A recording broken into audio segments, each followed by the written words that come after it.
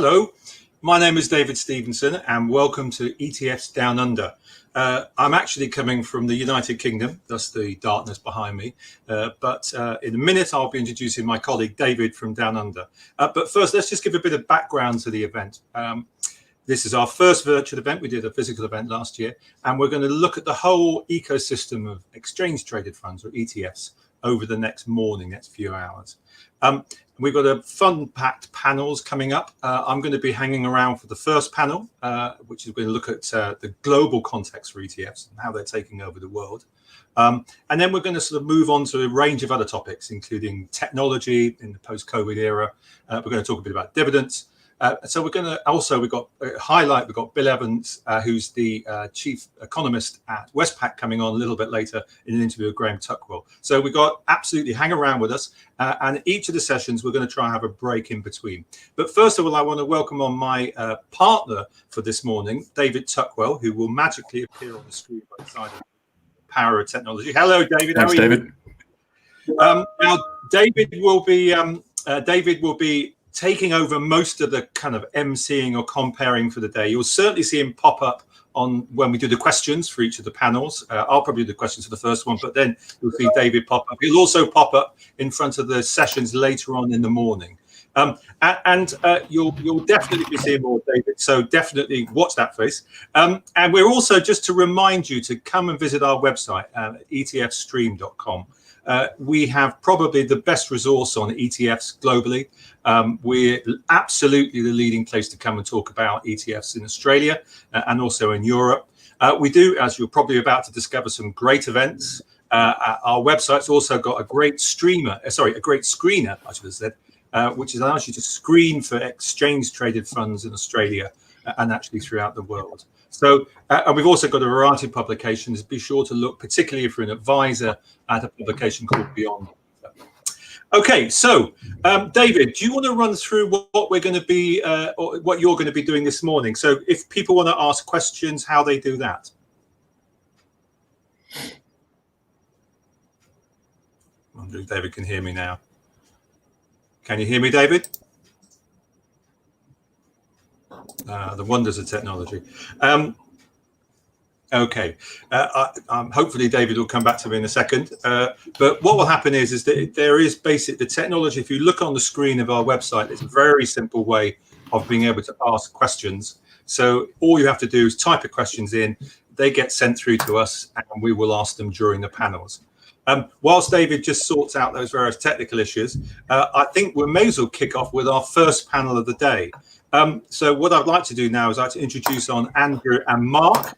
Thank you very much, David. We'll be seeing you shortly. And Andrew and Mark are now going to join me. Hello, Andrew. Hello, Mark. Oh, very helpful. Good morning. Good morning. Hopefully, you've both got good graphics behind you so we know exactly who you are. Andrew, do you want to raise your hand? Yep. Morning, guys. Well, good night to you, I guess. Absolutely. David, good morning for the rest over there. Mark. Good evening. Raise your hand. Yes. Hi, Mark. Oh, yeah. Okay, great. Well, thank you very much, gentlemen, for giving us some time. We're going to talk a bit about the global context for ETFs over the next kind of 25 minutes to half an hour. But before we do that, can we just get a little bit of background? The ASX, Andrew, let's start with you. Are you big on ETFs? Is it something you're really focused on? And why should we care? Yeah, absolutely. I think the ETF market is a big focus for ASX. There's a huge number of tailwinds behind the growth of the market, both the last couple of years and for the foreseeable future. Particularly in the advisor and direct retail part of the market, they're really taking to ETFs with gusto. Institutional space is probably a little bit more complex. There's definitely still some structural factors that mean that they sort of tend to prefer unlisted funds. But if you sort of broaden the scope, you don't talk about just exchange traded index funds. I think the future is massive for index investing in general, and ETFs will definitely take a big chunk of that. But there's probably still a few factors to address before we can see the sort of domination that we're seeing in markets like the US for the ETF format. And we'll come back and talk a bit about that. Actually, just as a matter of fact, how many ETFs are listed on the ASX at the moment? Sorry, putting you on the spot here. I'll just say over 200. I can't remember the exact number. It's about 200, 230 thereabouts, and we're still seeing a lot of new admissions as well. I know, markets that have been around longer or bigger than us, like the US and Europe, are probably seeing. I think I remember reading that there was probably more ETF closures rather than new product launches in the US in the last year. That's definitely not the case here yet. We've still got a very strong pipeline, particularly on the active ETF side of things. We've been, I think the whole world's sort of been wrestling in terms of what's the perfect structural setup for active ETFs to strike a good balance between all the benefits that we know about traditional ETFs as well as protecting the IP of active managers. So we're starting to see a lot more inquiries from the active manager community here in Australia to bring their products onto ASX through ETFs. Mark, probably MSCI doesn't need also too much explaining, one of the biggest index and research firms worldwide. But just put it in context. Now, you run the indices, amongst other things. You run the indices which power many ETFs. The ETFs track them. How many indices do you actually produce at the moment? So across MSCI, I mean, we produce in the hundreds of thousands of indexes. They're obviously not all linked to ETFs, but we have a number of partners who license our indexes for the creation of ETFs. That includes people who work with us and they launch market cap weighted indexes, like against the MSCI ACWI. That's the global opportunity set. We have other clients who. Mark, can I just stop you there? Just crucial term. When we say market cap weighted, for those in the audience, what does that mean? You have an index. You have a bunch of stocks in the index, and you can that refers to how it's composed, how it's built. What does it mean? That's right. What it means is, how big is that company? What's its weight in the particular universe we're looking for based on its free float? Yep. And so obviously stocks that are larger will have a bigger market cap. Stocks that are smaller will have a smaller, and that is one way to weight securities inside of an index. There are multiple ways, and obviously we'll talk about that through the panel. But that is one way that clients generally think about, a market. They'll say, how did the market do? Usually they're looking at, market cap weighted indexes as a reflection of how a market might have done in Australia, in the US, in Europe, et cetera. Okay, so let's kick off. Actually, we'll start with you, Mark. ETFs are really very big in America. I actually think was it the world's first ETF was in America or was it Canada? I'm never entirely sure about that. There's some debate about that, isn't there? But whatever it is, it's really, really big in the US. Can you just give us some context how big it is in the US? Well, I think the debate about how who was first is maybe less important than the fact that we sit here today with an industry that 20 years ago sort of didn't exist. And today you're talking about, a multi-trillion-dollar industry that includes a range of players, that includes buyers of all types. And the reason, we see this is that there are specific things that investors worldwide want. Investors increasingly want and demand transparency, and ETFs have the advantage of publishing the holdings in most markets every day.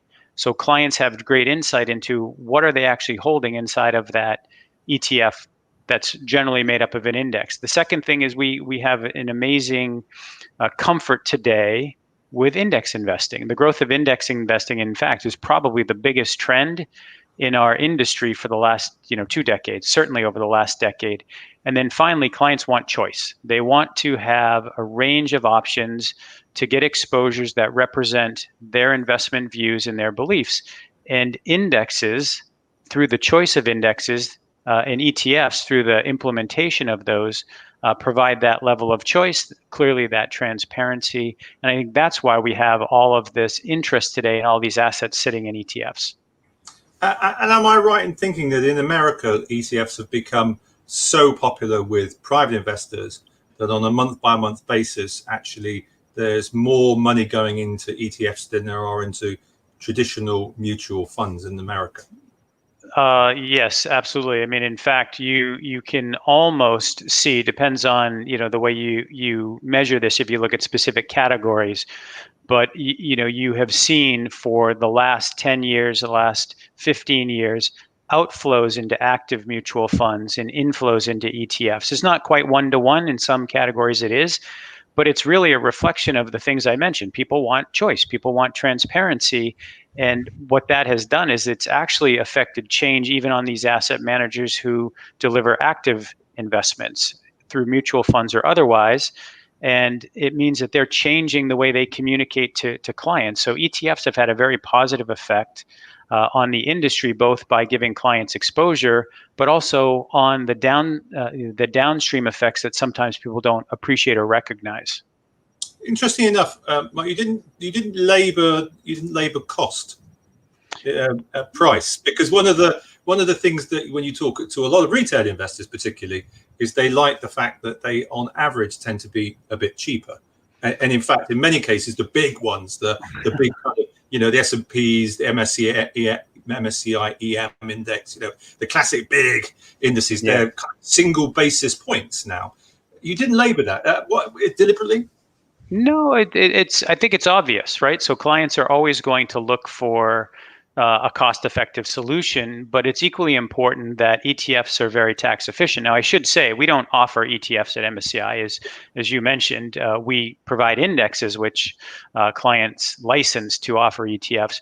But clearly, people want transparency. They want low cost. They want tax efficiency, and ETFs do that in a very effective manner. And that has surely been a reason for the interest. Andrew, you've only got at the moment only a few hundred ETFs in Australia. That's still quite a lot. But there's an awful lot more in other places. I mean, I think in America, I lost track now. I'm guessing probably 2,000, 3,000, 4,000. I don't know, but many thousands. Even in the UK, there are couple of thousands. In Europe, there's a couple of thousand. How do you think the growth is going to go in Australia? What do you think is still going to have explosive growth? Where would you expect to see that number, your Australian number, say in a year or two's time? In terms of just pure number of listings or the firm? Yeah, it will. As I said, I think a lot of the growth will be on the active ETF side. Active managers in Australia are very keen to tap. We're very much a DIY sort of nation here. People love to get involved in controlling all aspects of their life and their finances. We have a very deep and active superannuation system, so there's a lot of people that run their own pension accounts. So I think a lot of asset managers are sort of waking up to the fact that there's a lot of benefits for going after retail. It's complicated and it's expensive, but it tends to be a lot stickier. We see a lot of boutique managers here that have to shut up shop if they lose one major institutional client, and those mandates aren't anywhere near as sticky as they used to be, and the price points are a lot higher as well. Big super funds will expect an index mandate to be delivered for a couple of basis points, whereas we're still seeing a lot less price sensitivity amongst retail and advisors. There's plenty of index ETFs that are well into double digits in terms of MERs, and active funds are even closer to triple digits MERs. So there'll be a lot of active funds coming on. There's probably still a few gaps in the market in terms of index ETFs in Australia. ESG seems to be one that a lot of managers are going after pretty hard recently. So I think there's a gap there. There's probably still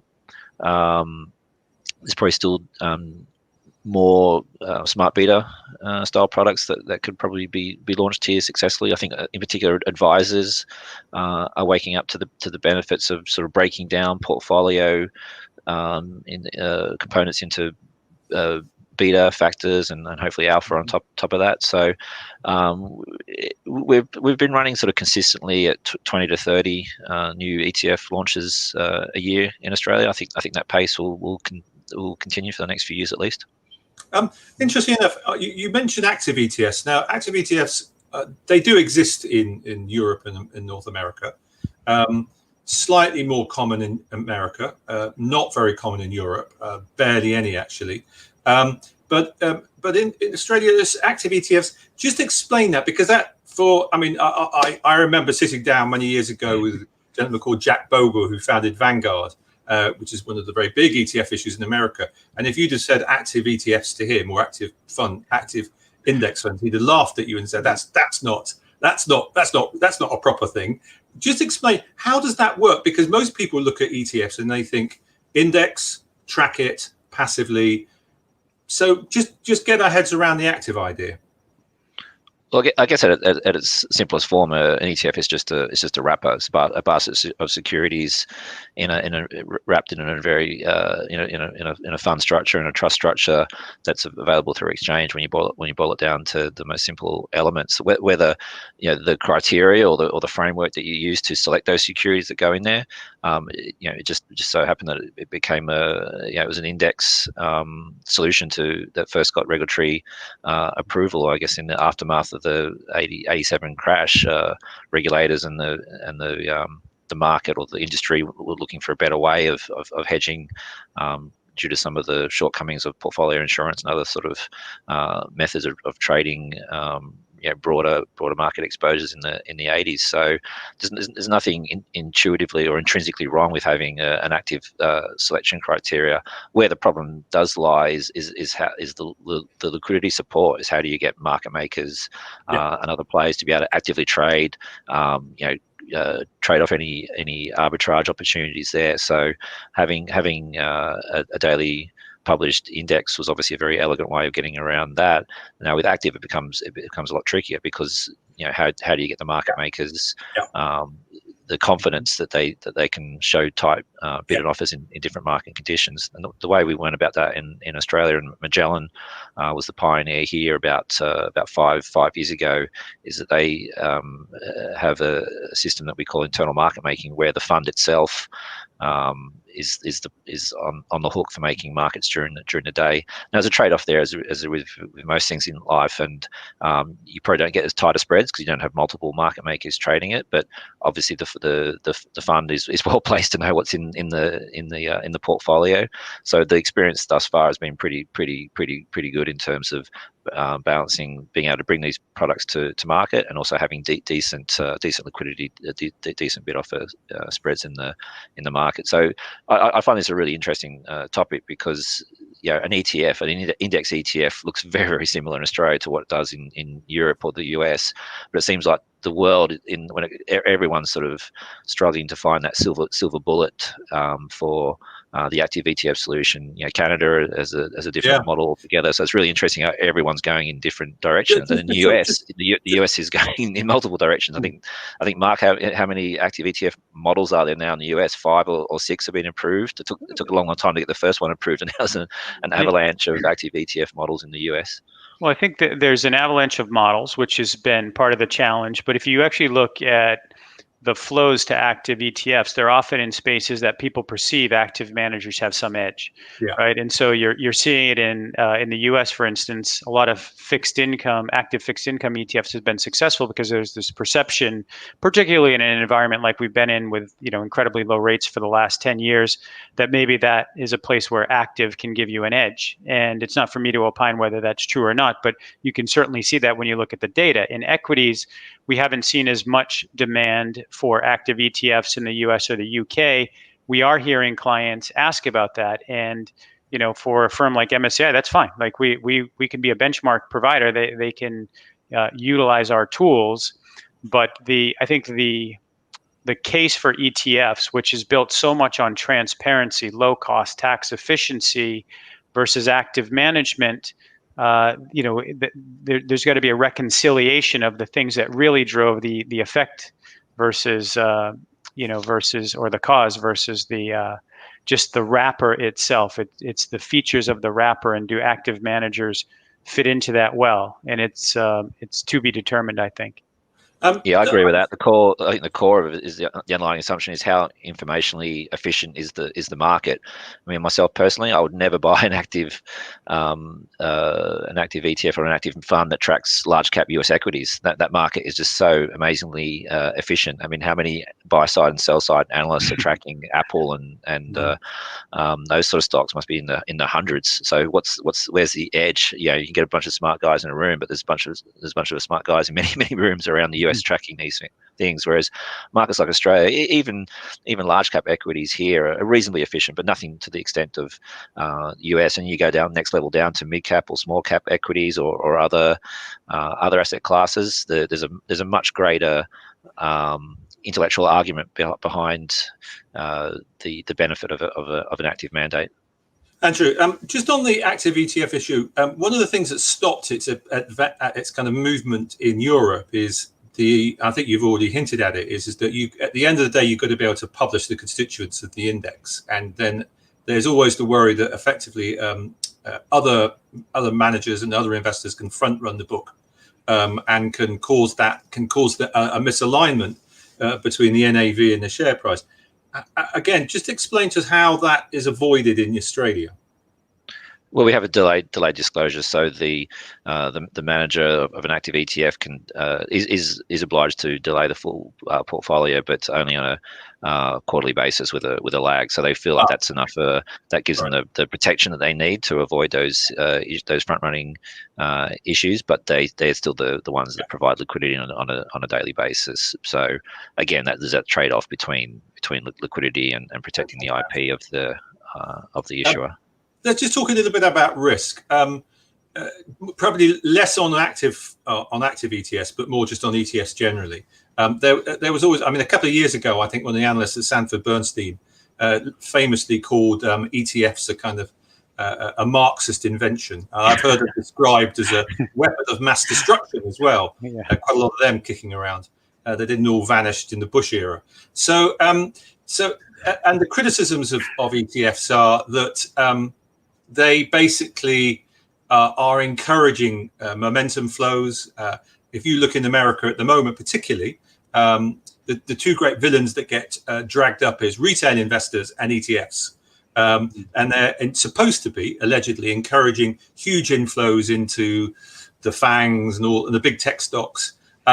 And they are going to potentially encourage systematic instability. So effectively, if everybody heads to the door in a particular asset class, liquidity might not be there. Mark, what do you make of that argument? And I suppose actually there's a second argument, which is actually the Sanford Bernstein argument, which is actually who the hell is going to do price discovery if everybody's passive? Yeah, because if the whole world is passive, who's going to basically work out whether or not a stock's sensibly valued? So there are two criticisms there. There's the kind of momentum criticism, and then there's the price discovery. And I'll come to you in a minute, Andrew. But Mark, what do you make to those two arguments? Well, the question is, is an interesting one. The dynamic is how much active investing do you need for price discovery?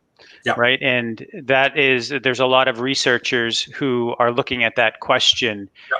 But you could take it to the extreme and say, if more and more of the universe is indexed, wouldn't that give an advantage to an active manager who provides that price discovery? Yeah.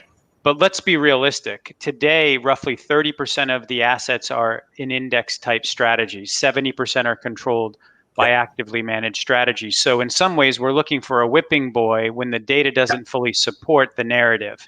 And so we need to be realistic about that. It comes back to, the idea, you use, Marxism as a sort of a reference. It's sort of a funny thing. I just fully acknowledge I'm not a political economist. I'm not a political philosopher, right? So, but insofar as I understand, that's something about state control of production. And in that type of environment, that seems anti-choice and anti-transparency. Indexes. I think, Mark, to be fair, I think the Marxist argument is that they're reducing the price of stuff and making it virtually free, which I think is one of the Marxist giveaways. And the other one, which I'm not too sure Sanford Bernstein made this argument, but other people have made the argument, is that, particularly in America, it's less so in Australia. There are just two or three very big ETF companies that dominate everything. We sort of all know their names because they're big names, and effectively you've got this kind of oligopolistic domination where they're driving down the price, at which point it virtually becomes free. And there have been free ETFs, not many, but there have been. So I think that, in a sense, that's what the Marxist critique is sort of getting at. Yeah, and we do see that there are organizations that have larger scale that are able to offer, more compelling pricing. The reflection that we're seeing today in the ETF industry is clients actually want more specialized exposures, right? So they're choosing to get specific characteristics. And in those instances, clients may have a willingness to pay more to get those particular things that reflect their values or the demand for the characteristics that they want. In that regard, we should separate the where I think, David, where we started, the market cap universe from the broad selection of choice that's actually driving a lot of the growth in ETFs today. Andrew, what do you make of some of the worries about the system? I mean, Australia was slightly different because you're slightly earlier in the curve. So ETFs are not quite so systemically important that people be worried about massive momentum flows and liquidity flows. But you could imagine it where maybe ETFs in Australia, because they are more specialized and focus on slightly more kind of different things, as you say, smaller markets quite often, which are particularly for active ETFs, you could have liquidity problems emerge there if ETFs become quite dominant and everybody heads to the door with a particularly small, less liquid asset class. Yeah, definitely is more of a risk there on the less liquid, but there's no free lunch. I mean, the ETFs don't. They can only be as liquid really as the underlying asset. In most cases, obviously, we have seen situations recently where ETFs were driving price discovery, particularly in fixed income markets early this year. But I'm still a big believer that ETFs are a price taker, not a price maker. Yeah. And I think the main data point that supports that is just the portfolio turnover. Yeah.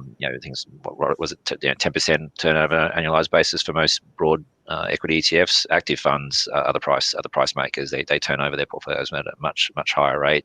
And as to the Marxism argument, I think there's an inherent self-balancing mechanism at play here, as if ETFs got too big, then therefore, almost by definition, that the market will become less efficient, and then there's opportunities for active managers. So there's that self-balancing at play. If there's a hand on the scale too much in either direction, it'll revert to whatever's the natural rate of ETF ownership that sort of still allows for an efficient market, but not too dominant. And given what is that level? I'm not sure. Is it? I think ETFs and index funds in general are probably, ETFs are about sort of 6-7 trillion. The unlisted index funds are probably the same or maybe slightly more. So we're talking between 15 and 20 trillion in index investing, and the overall global securities markets are, I think, 70 to 80 trillion. So we've got a long way to go before we need to worry about that. And I think there's still, and in terms of who makes the price, I'm actually a big believer that insiders probably know more about companies than anyone, right? And that's why people follow so closely when founders sell out or when directors are trading either in or out of their stock. That's a great signal. And I think just with the advances in data analysis, AI, that sort of stuff, is probably in the future you'll probably need a lot less analysts, a lot less researchers to still ensure an efficient pricing of a security. Just a reminder to everybody watching this, do go to the chat box, which I think is on the side, and ask us some questions. We've still got a few more minutes so we can ask some questions. I want to come back to you, Mark, just very quickly. It's really important if you buy into an exchange traded fund to understand the index. Yes. It really is quite important. And a classic example of that is, for instance, there are, if you look at the US, you've got, for instance, an MSCI US, then there's S&P 500, and then there's Dow Jones. And then there's NASDAQ. But they're all very different indices, aren't they? And they capture very different things. And you've already mentioned things like market weighting of an index. There are other forms of weighting of an index. So what are the 2 or 3 things that, Mark, if you were an investor, you would be really focusing on understanding your index?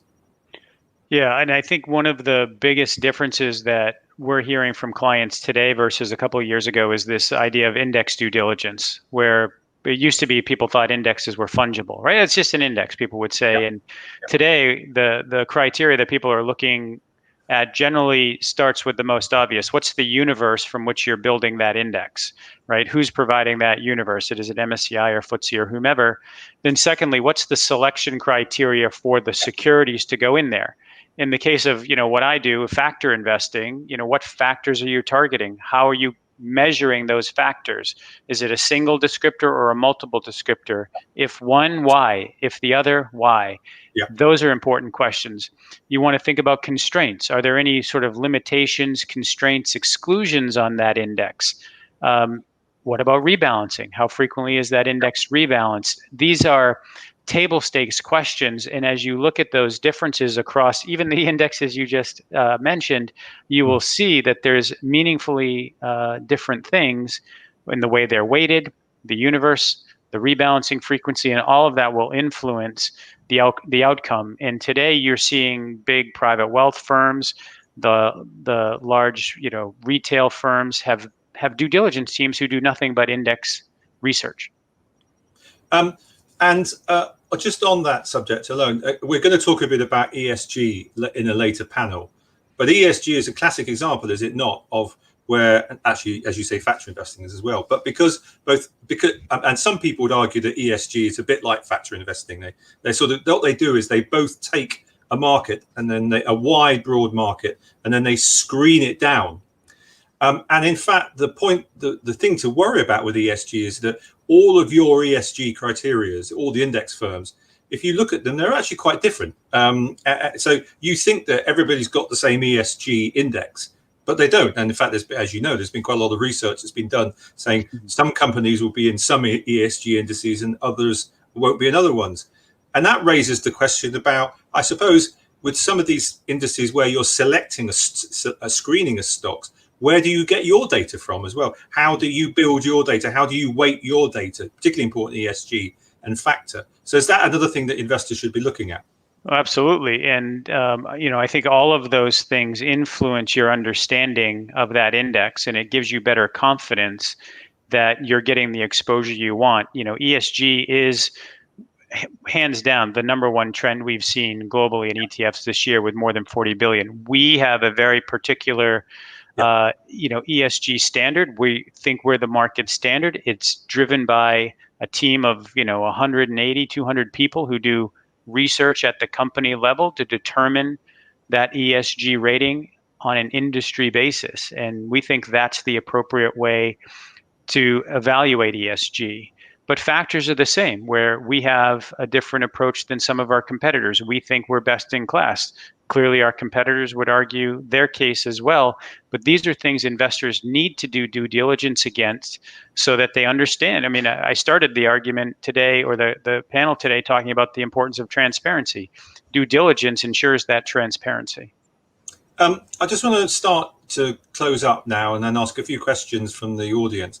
Andrew, where do you think, in fact, Mark's already hinted at where the hot new issues are likely to be. Where should investors be looking out for? What do you think are the interesting new trends that are out there, Andrew, in the Australian market that you think you'll see more issuance?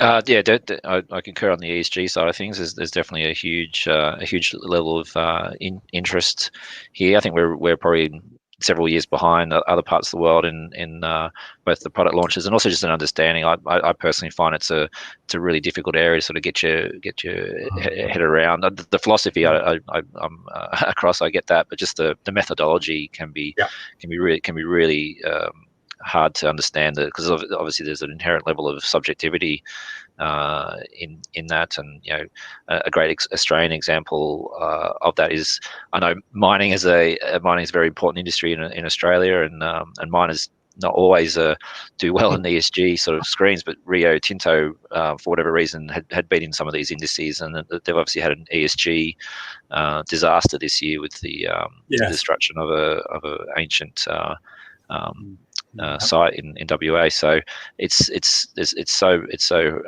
hard to understand how it all fits together. And I think also there's an issue: is it something else in disguise? I mean, is it a technology index in disguise sometimes? Because broadly speaking, that sector does usually pretty well on most sort of ESG methodologies. And you obviously need to draw a line between is it the ESG element of those companies that's driving out performance, which obviously a lot of people love that idea. I'm investing in line with my beliefs or my values, and I'm not even having to pay for that. I'm actually getting a better return. But are you getting a better return because of other underlying drivers or factors? So so ESG will definitely be a continued focus on. Speaking of technology, I think anything on a technology bent or a thematic will do well. We have our own ASX All Tech Index now. There's been an ETF launched on the back of that. It's been really successful. There's a bunch of other sort of thematics in that space around batteries, lithium, biotech. They seem to be robotics. They all seem to be doing really well. People love those themes. Gaming, esports. I think there's going to be a retail, particularly younger, newer investors, which we're seeing a lot of in Australia over the last couple of years. I think thematic ETFs will continue to do well here. Yeah, things like digital economy too, right, Andrew? Yeah, Mark, I was going to say, looking more globally, again, where would you think the most interesting new things are going to be? I would agree with Andrew. I think it comes down to three things. One is there's increasing and continued appetite in factors, right? The old style dimensions, things like value, momentum, quality. We can't forget those. They're such key drivers to investment outcomes. But clearly, thematics is a huge topic. People want even more specific exposures.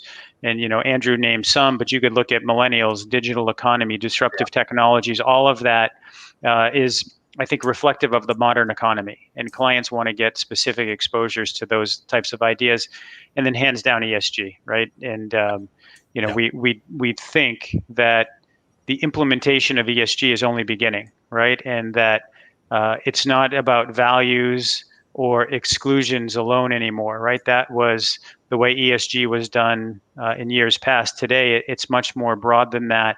And you wonder, does ESG become the new market cap? That ESG portfolio is the basis of your allocation, and then you take factors on top of that or thematics on top of that. You can conceive of a world where that actually happens because of the interest in the changing investor mindset around these ideas. Well, we've already seen ESG and factor in Europe and America already emerge and come together. You've already got value or momentum orientated or quality orientated ESG indices. That's already here. We have got one question, actually, which is sort of related to that. There was a concern that when the market sold off aggressively in March and volatility absolutely spiked all over the place, I thought I sort of hinted at this in my question, that ETFs were a large part of that sell-off, and they powered a lot of the market liquidity and market action. Do we think that ETFs played an outsized role in that sell-off, or are we looking at the wrong thing? Or should we be looking at the fact that just investors sold stocks en masse? Mark? Yeah, no, I think it's the latter, right? Because you can look at the amount of outflows into active managers, right, which led to selling, right? Most of these active managers didn't have the cash sitting in their portfolios to meet those redemptions. And so that's, I think the level of selling across broad numbers of investors, institutional investors, hedge funds who maybe had levered positions, had to unwind those positions. ETFs had a small part. But again, I think that people want to use ETFs maybe as a whipping boy for some of these market ills. But the truth is, what we find, and you can use the US as great examples, is that ETFs are often the price discovery vehicle in these types of market events. And actually, they serve the investor use case, not hurt the investor. And so I think we forget that, because it's more fun to talk about maybe the downside than the practical reality that they're providing price discovery and liquidity in a market that needs it. Andrew, a good question here, which links to a wider point, back on the ESG theme. Why would you buy a kind of ESG index or fund, and actually active or passive, it's the same question, when you could in fact have more impact by buying individual stocks where an individual company is making a more determined way to transform the world? I think it's a really good question. You know, you rather than buy a bunch of stocks where, for instance, MSCI have screened them, you just pick 2 or 3 companies, individual companies, which have made a very big commitment at a stock specific level to having an impact on changing the world. And I've heard that question asked before. Why buy an ETF at that point? Actually, why buy a fund at that point, in truth? Well, then I guess I can see some benefits to that, but then obviously there's a cost involved, and that cost is diversification. If you and also the time involved. There's a lot, index managers like MSCI have teams of many people trying to do these screens, and as we said before, it can be quite subjective. There's a lot of expertise involved, so I don't intrinsically see an issue with picking single stocks, but it's going to take you a lot of time to make sure you really, as I said before, that Rio example, that probably ticked a lot of boxes until it didn't. And I'm a big believer. You leave this stuff to the experts. If MSCI and other index providers have 100 people with huge amounts of background and technical expertise, let them do it and save yourself a lot of time and get the diversification benefit as well by buying it through an ETF. Okay, I think we've run out of time. Andrew, Mark, thank you for giving us so much of your time. I'm sure you can find out a bit more about what they're talking about at their relevant websites. But in the meantime, thank you very much. We are going to take a 5-minute break, and then we're going to come back and actually pick up on some of the thoughts that we've already been talking a bit about, particularly the post-coronavirus, still around in some parts of the world, whether or not tech is the only sector in town we should be looking at. And we'll be having a keynote from Magellan on that subject. So bear with us. We'll be back in about 5 minutes' time. And in the meantime, go away and make a cup of tea. And we will return in 5 minutes. See you soon.